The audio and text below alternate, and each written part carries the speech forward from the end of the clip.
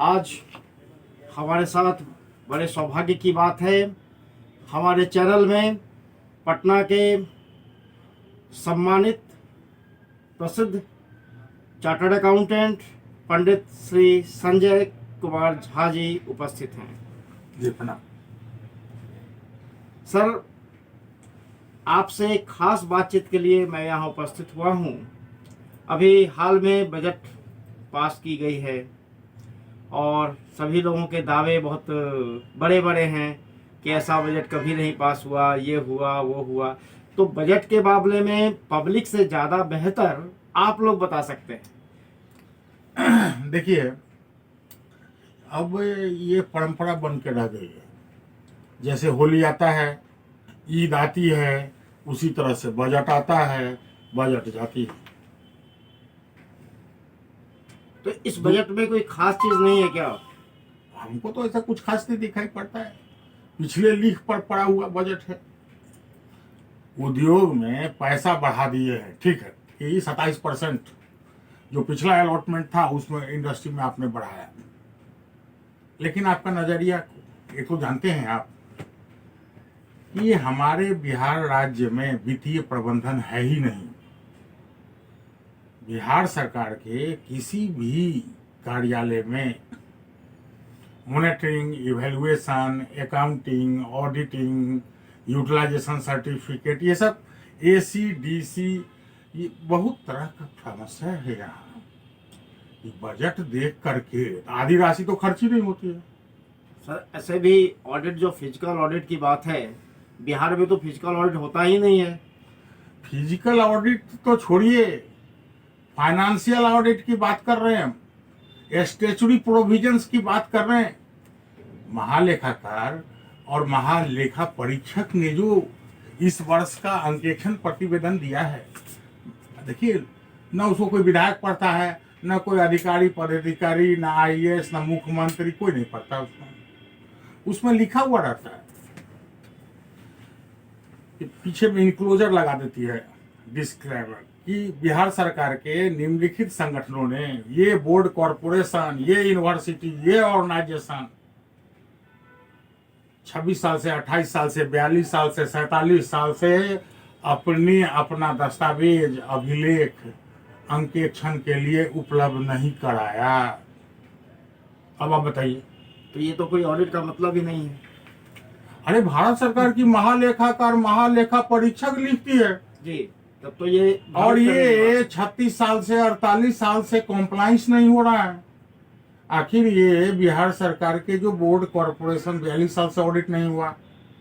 अरे, ये Bihar state वेवरेज development corporation जो 2007 में बनाया था शराब पिलाने के लिए, उसका तो न कभी ऑडिट हुआ, न अकाउंटिंग हुआ। उसमें बहुत घालमेल हुआ है। देखिए, बात ये बजट में क्या है, कुछ नहीं है। पिछले साल जैसा है उसी साल ऐसा है, उसमें बताइए ना ऐसा कुछ भी हो। बजट, लेकिन सर बजट हमेशा आता है, कहा जाता है कि इंफ्रास्ट्रक्चर पे ये कॉस्ट आएगा, एजुकेशन पे इतना बजट अलॉटमेंट किया गया, बिजनेस में इतना बजट अलॉटमेंट किया गया। लेकिन बिहार में न शिक्षा का स्तर है, जो विद्यालय हैं वो मृतप्राय हैं। सरकारी विद्यालय में केवल शिक्षक हैं, बच्चे नहीं। यही बात कहते हैं। इस बजट में उन्होंने कहा कि पेट्रोलियम यूनिवर्सिटी खोलेंगे बिहटा में, ठीक है, खोल लीजिए। खेल यूनिवर्सिटी खोलिए, महिला यूनिवर्सिटी खोलिए, विकलांग यूनिवर्सिटी खोलिए, आदिवासी यूनिवर्सिटी खोल। ये लोग कुछ समझ में नहीं आ रहे हैं। क्यों? जो यूनिवर्सिटी खुला हुआ था उसी में खेल लग सकता था।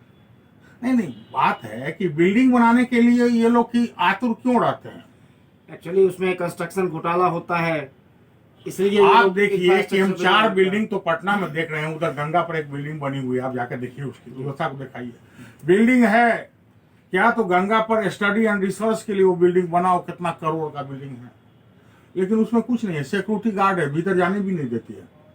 तो कैसा लगता नहीं कि ना वहाँ कोई टीचर है, ना स्टूडेंट है, ना कोई रिसर्चर है। तो बिहार में जितने भी इंफ्रास्ट्रक्चर डेवलप हो रहे हैं, क्या उसके आड़ में इंफ्रास्ट्रक्चर घोटाला नहीं हो रहा है? बिल्कुल हो रहा है। देखिए, बिहार सरकार का जो एक थर्ड पार्टी कंफर्मेशन सर्टिफिकेशन होना चाहिए। मतलब महालेखाकार तो आप पल्लू झाड़ लेती है कि भाई हमको अपना रिकॉर्ड दस्तावेज नहीं दिया।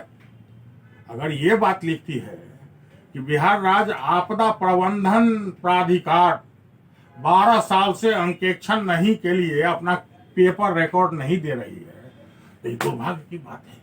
और इधर जो आपदा काल में बिहार सरकार ने सारे फंड आपदा प्रबंधन विभाग में डाला, न जाने वहां कौन हुआ। तो यहाँ कोई कुछ देखने वाला भी नहीं है, ना टोकने वाला भी है। अनाई नो संवैधानिक जो प्रोविजंस हैं उसका प्रावधानों का ये लोग अनुपालन कर रहे हैं। बिहार विश्वविद्यालय अधिनियम का अनुपालन हो रहा है क्या? नहीं हो रहा।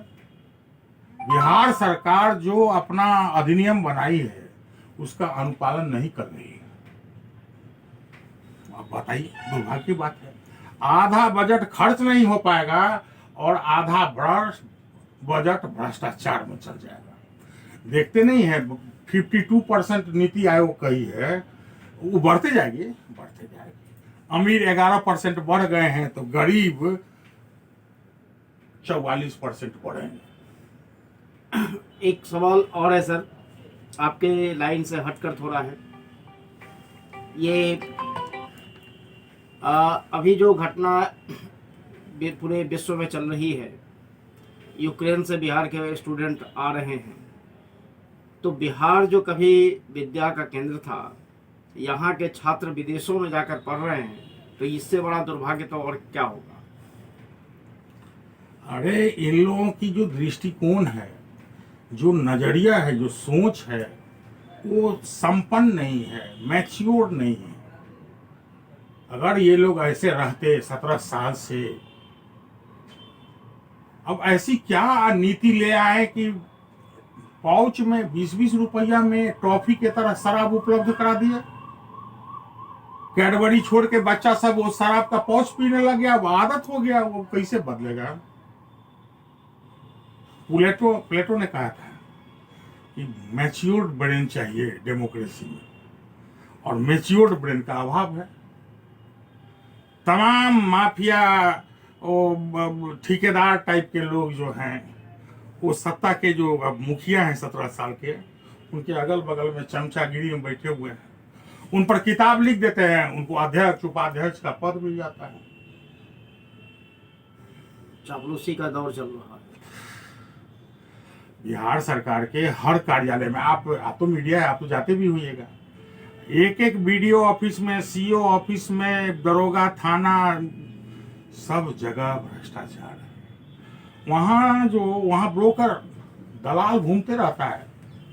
बिहार सरकार के अस्पताल में, बिहार सरकार के सारे प्रतिष्ठान में आप अपने जाइए ना, आप पासपोर्ट बनाने के लिए, ये आप अब तो कुछ ऑनलाइन हुआ है, ये अभी भी ड्राइविंग लाइसेंस बनाने जाइए ना, दलाल चारों तरफ से है। तो ये जो अधिकारी गण हैं वो दलाल पाल के रखे हुए हैं अपने अपने कार्यालय में, और जनता का शोषण हो रहा है। दुर्भाग्यपूर्ण स्थिति है। देखिए, बजट से उत्साहित होने की कोई आवश्यकता नहीं है। एक तो ऐसे भी इस बजट में कुछ नहीं है, और ये जो अकर्मण्य भ्रष्ट अधिकारी पदाधिकारी हैं, राजनेता लोग अवसर तलाशते हैं।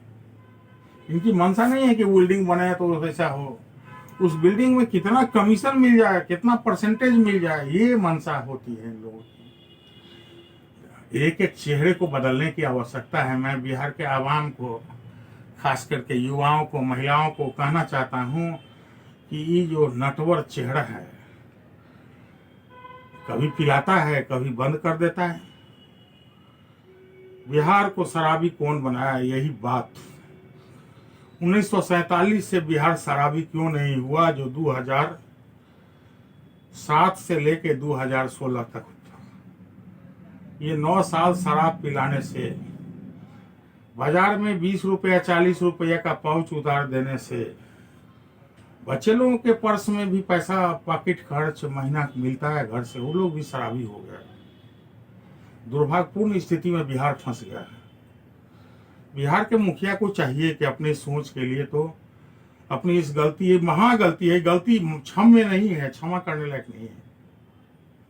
अरे भाई शराब ही अब क्यों, जब शराब का तो विकल्प भी है ना, हीरोइन चरस स्टेशन पर मिलता है, वहां दलाल सब मराते रहता है, आप खड़ा होइएगा आके पूछेगा क्या चाहिए।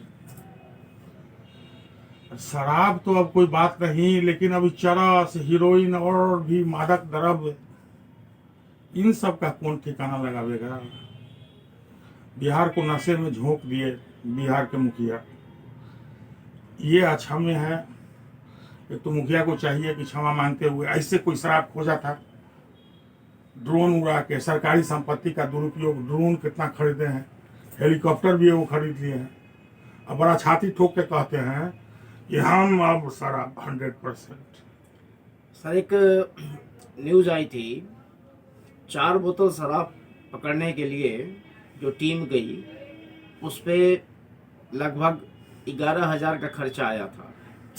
पैसा लुटा रहा है। देखिए ना, चारों जितना बिहार में कनेक्ट करने वाला रोड है बाहर से दूसरे स्टेट पर, सबको स्कैनर लगवा रहा है।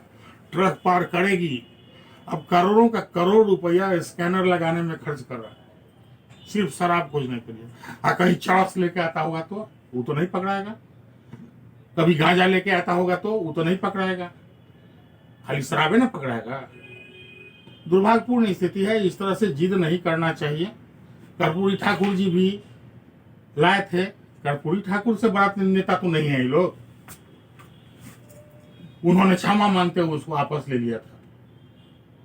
सामाजिक स्थिति परिस्थिति सबको देख के सरकार का काम है कि जनता को दुख मत पहुंचाना। सदियों से परंपरा जो धरती लोक पर होती रही है उसको बंद कराना, बंद करा दीजिएगा।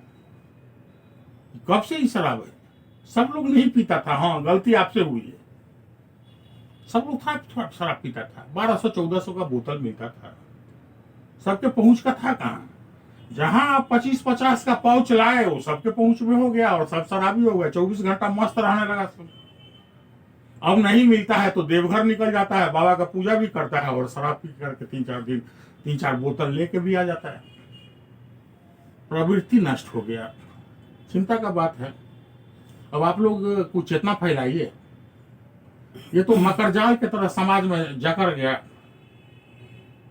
वो यात्रा करने से थोड़ी होगा, वो हवा फोटो निकालने से। बताइए ना, बजट में आप क्या जानना चाहते हैं? ये सर क्या देश के लिए अनप्रोडक्टिव एक्सपेंडिचर हार्मफुल नहीं है? इन लोगों को कुछ नहीं कर सकते हैं। देश का लॉ एंड ऑर्डर, संविधान का लॉ बनाने वाले लोग तो सबसे अधिक ज्ञानवान बुद्धिमान होने चाहिए। और आजकल से अशिक्षित और अपराधी जो विधानसभा लोकसभा की प्रतिनिधित्व कर रहे हैं, न जाने सामाजिक विकृति कारण, अब हमारे अपराधी और असामाजिक तत्व अशिक्षित लोग जो है सो लॉ बना रहे हैं।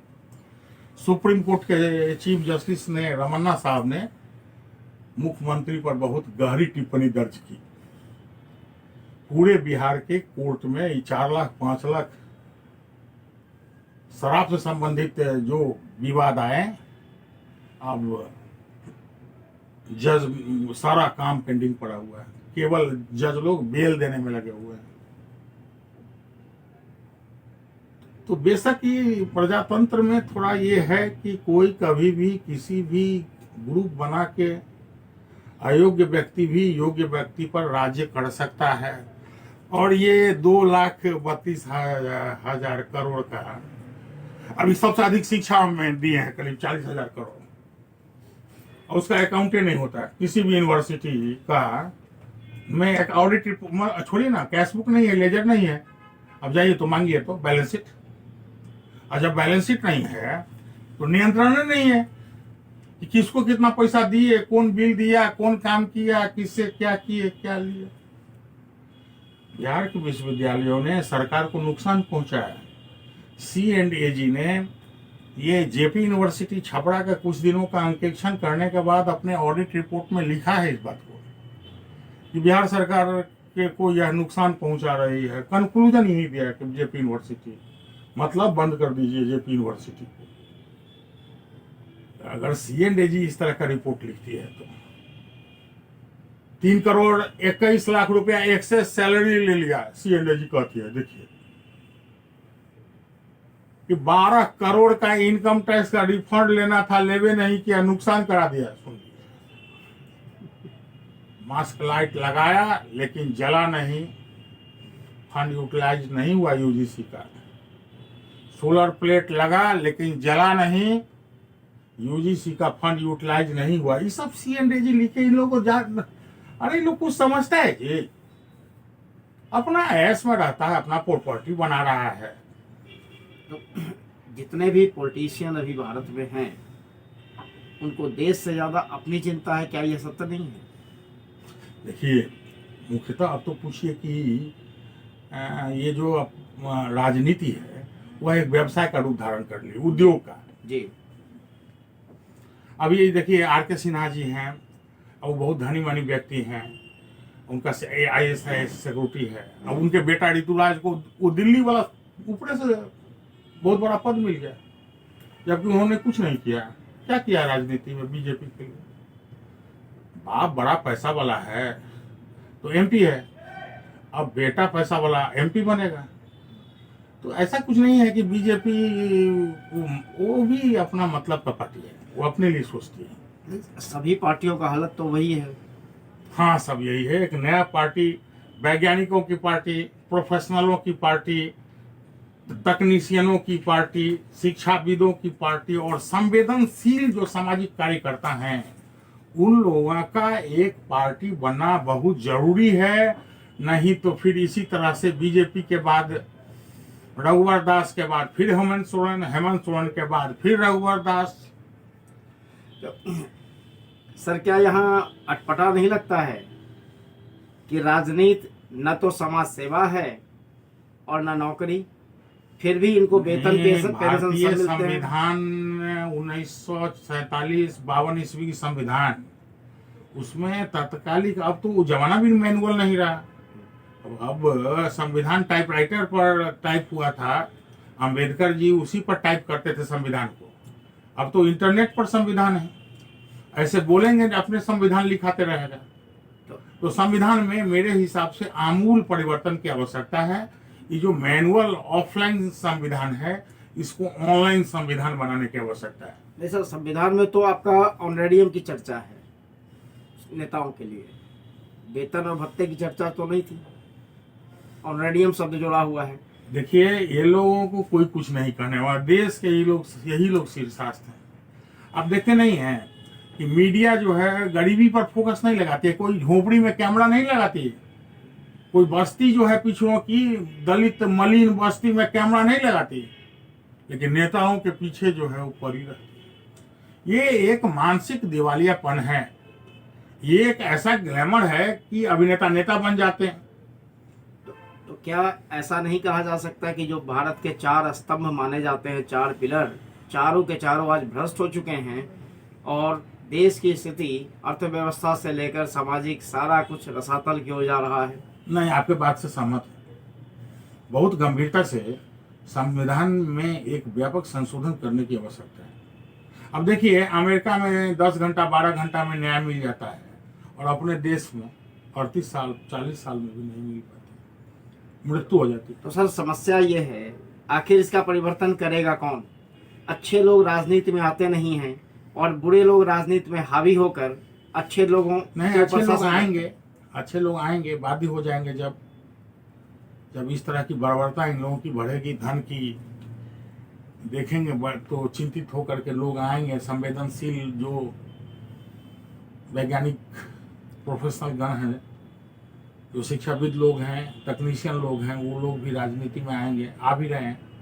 लेकिन सर, जब जनता ही पढ़ी लिखी नहीं होगी, अक्षम ये समझने लायक नहीं होगी, तो वो तो जात के नाम पे, धर्म के नाम पे और इसके नाम पे वोट करेगी। जनता इतने दिनों से 75 साल से वोट देते देते जनता को भी अब समझ में आने लगा है। आवश्यकता है कि कुछ नया एक विकल्प दें। देखिए, देश खुल कर चर्चा कीजिए। बीजेपी एक ऐसी पार्टी आ गई है जो सारे पार्टी को निगल गई। अब उसके लिए बीजेपी का विकल्प देने की आवश्यकता है। नहीं तो बाध्य होकर के लोग बीजेपी को वोट देंगे। और वो बिजनेसमैन, नहीं, वो लोग बहुत बड़े उद्योगपति लोग हैं। मैंने सर उत्तर प्रदेश में ग्राउंड रिपोर्टिंग की है। कई गांव में मैं गया, अयोध्या में गया, मथुरा गया, काशी गया, लखनऊ में देखें, कानपुर में देखें। सभी लोगों का एक ही चीज कहना था कि आखिर कौन, मतलब पूरे देश में राजनीति में ये वैक्यूम। बात बहुत प्रासंगिक है, क्योंकि अब ना हम कोई मायावती को चाहता है। एक ही बार में 2400 करोड़ रुपया मायावती एक ही दिन कैश को बैंक में जमा की थी, आपको याद है ना? जिसको याद नहीं होगा वो लोग हो सकता है किसी लोभ में, प्रलोभन में आके वोट दे दे, और लेकिन ज्ञानी आदमी तो कोई नहीं देगा। और सपा ने जो गोली चलवाई थी वो तो अरे ये जाहिर इन है। लोगों के हाथ में आ जाए तो और दुर्भाग्यपूर्ण है। तो इसीलिए राजनीति में तो वैक्यूम बढ़ा हुआ है। लेकिन आवश्यकता है कि बीजेपी की विकल्प की तैयारी की जाए। जी जी जी सर, आप जनता को क्या संदेश देना चाहेंगे? जनता को कहना चाहते हैं कि उत्पादकता वाले कार्य में रहें, अपना कार्य कौशल बढ़ावें, अपना ज्ञान बढ़ावें और उत्पादकता में लगे रहें। राजनीतिक पार्टी के को अपना लक्ष्य नहीं समझें। आप उत्पादकता बढ़ाएंगे, आप आमदनी को अपना लक्ष्य समझें। आपकी आय अधिक होगी तो आप कुछ भी बन सकते हैं। एक प्रश्न का जवाब सर आपसे नहीं मिला। जो और ये जात पात और ये धर्म कर्म ये सबको अब छोड़ें। कोई भी, ये हिंदुस्तान की जो ये आबादी है उसमें से हिंदू और मुसलमान को अलग करना अब वो मुश्किल बात, उससे संभव नहीं है। जो ये सब बात बोलते हैं वो मानसिक रूप से दिवालिया हैं। हम तो मांग करते हैं कि सरकार को, कोर्ट को चाहिए कि ऐसे ऐसे वक्तव्य देने वाले की वोटिंग राइट छीन लो, ये कर लो, उन लोगों का एमपी पार्लियामेंट कॉन्स्टिट्यूएंसी उनको रद्द करें। उन लोगों को, वैसे वो असामाजिक तत्व है, वो पार्लियामेंट में बैठने लायक लोग नहीं है। वो लोग देश की एकता अखंडता को खंडित करने वाले लोग को की आवश्यकता क्या है पार्लियामेंट में? क्यों नहीं भारत सरकार ऐसा करता है कि भारत में रहने वाली प्रत्येक जनता सिर्फ भारतीय हो, किसी धर्म का नहीं, किसी जाति का नहीं? देखिए, ये सब बहुत बड़ा एजेंडा है और इसके लिए एक और विकल्प खड़ा करना पड़ेगा। एक प्रश्न आपसे मैंने पूछा था कि बिहार के छात्र जो बाहर विदेश में जाते हैं या किसी दूसरे राज्य में जाते हैं, सिर्फ एक वजह से जाते हैं कि यहाँ उनको सही से शिक्षा नहीं मिल पाती है। एक बच्चे की जो मौत हुई है वो यहाँ पीसीयू में 97% मार्क्स लाया, लेकिन उसका एडमिशन नहीं हुआ। तो ये सब क्या दुर्भाग्य नहीं है? ये दुर्भाग्य है। देश के एक एक बच्चा जो मेडिकल चाहे, जो इंजीनियरिंग चाहे, जो पढ़ाई करना चाहे, वो मुफ्त में होनी चाहिए वो व्यवस्था। सारे व्यवस्था को छोड़ के सबसे पहले ये व्यवस्था होनी चाहिए, तभी ये युवा शक्ति विश्व शक्ति हो पाएगी। यहाँ तो जातियों के आधार पे अब देखिए, और भी चेतना फैलाने की आवश्यकता है। जो समाज में जो ये लीडर टाइप के लोग हैं जो हमेशा इस तरह का भाषण करते हैं, वैसे तो सुप्रीम कोर्ट को भी चाहिए कि इन लोगों पर रोक लगावे कि इस तरह का भाषण करते हैं, कहाँ से आ जाते हैं। इलेक्शन के समय में ऐसा ऐसा टीवी पर व्याख्यान चलता है, इसमें सामाजिक विखंडता दिखाई पड़ता है। तो ये सब बंद करें, इसमें हाईकोर्ट का हस्तक्षेप होना चाहिए। ये लोग तो मजा लेते हैं, ये लोग स्वयं छेड़ते हैं। सभी देखा रहोगे, बीजेपी वाले भी देखा रहे और बाकी सब देखा रहे। बहुत बहुत धन्यवाद सर आपका। आपने बहुत अपना कीमती समय दिया हमारे चैनल के लिए, उसके लिए आप